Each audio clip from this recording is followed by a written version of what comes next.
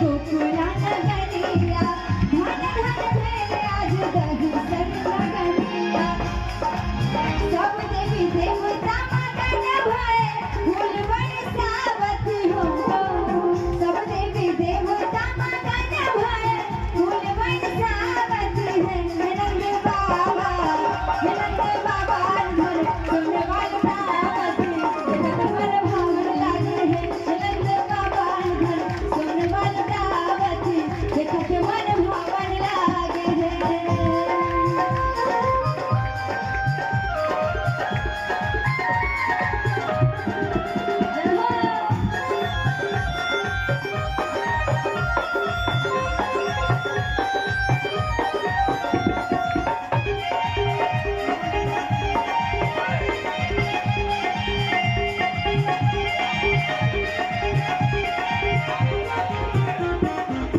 भादो के महीना कारी कारी रे अनहरिया